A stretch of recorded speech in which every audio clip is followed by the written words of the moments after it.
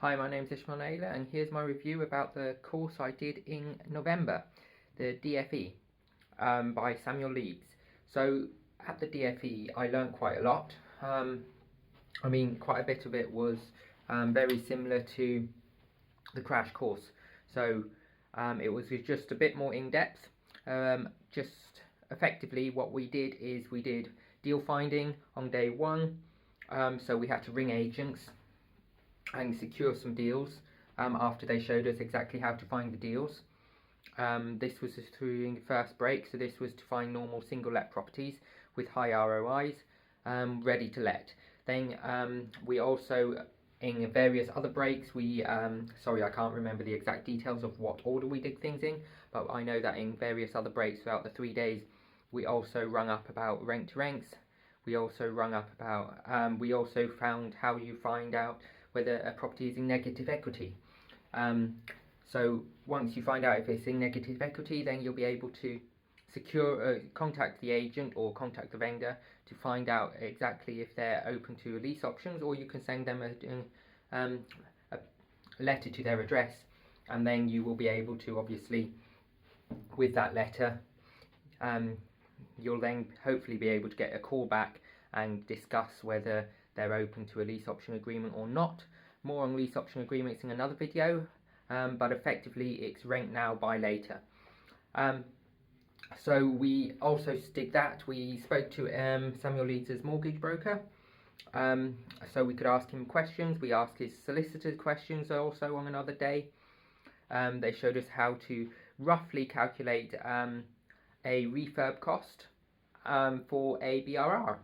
So we managed to calculate refurb costs for BRRs on a rough estimate.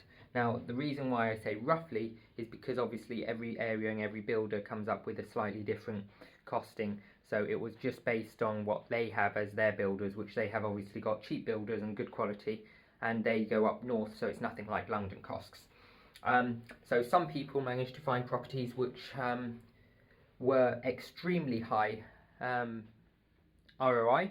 One person found a property in London for 330,000. It needed about a 40 to 50,000 pound refurb, and it was worth about 450 to 480 when it was finished.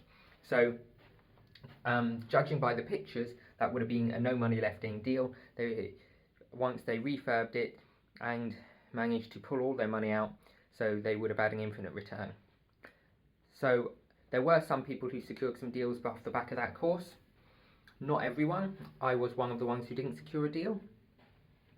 I think that I just didn't try hard enough because I spent a lot of time looking and not a lot of time contacting agents, whereas the people who found the deal seemed to contact agents, just ring up, ask what they got, ask where it is, asked a few details, and then from those details they made a decision whether they were going to go and view them or not, rather than what I did, which is do quick due diligence. But obviously in an hour break you don't have, I say an hour break, it wasn't a break, but in an hour you don't have a lot of time to find an area, find properties and secure them like that. Because I live down south in Devon, Cornwall area, it makes it very difficult for me to, well, it doesn't make it difficult.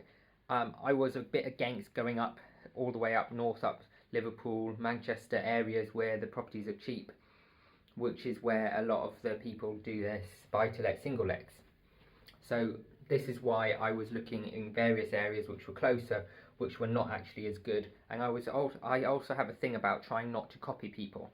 So when I hear someone, they say on the course, well, this area, Liverpool, is good, then I go and say, well, I don't want to work in Liverpool because everyone's going to work in Liverpool.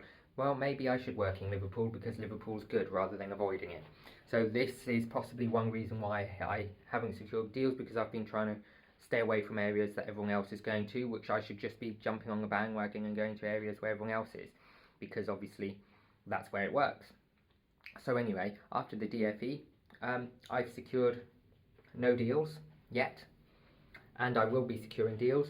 But a review of the course is effectively, it's an in-depth version of the crash course. You have a lot more information. You get, effectively, they brush over everything they went over on the crash course, but then they go into a lot more detail on everything else. So if you want a bit more in-depth version of the crash course, which gives you a very good overview of the entire property industry, how to do everything. You will find that at the DFE. The issue I found with the DFE is that it's an extremely fast, in-depth course, and the amount of information in it means that a lot of people at the DFE, including me, they did not get all the information and take it in, because they didn't write down all the notes. They thought it was easy to remember, so they wouldn't write everything down.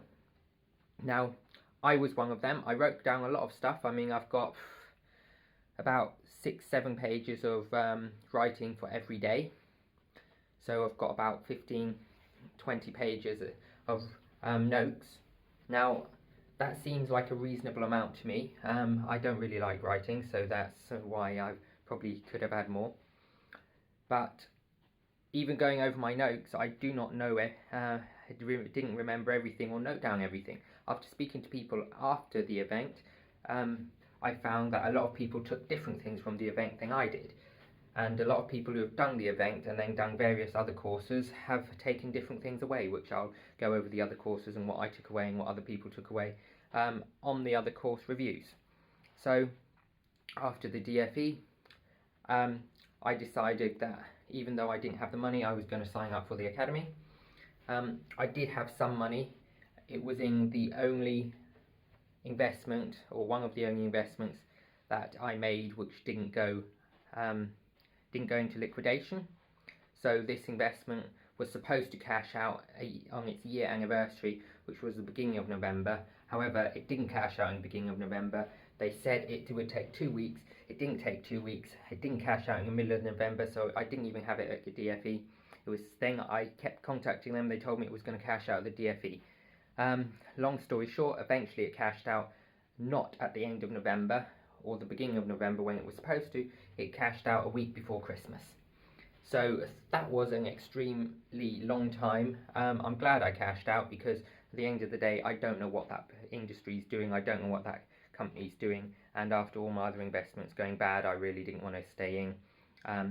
So that's where I'm at with that. I will review what happened after the DFE in another video.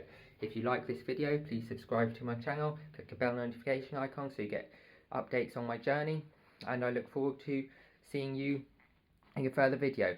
Also, in the description below will be a link to my website if you want to get on my mailing list and stay in contact and get also useful information. Then please go to the description below and click the link to my website.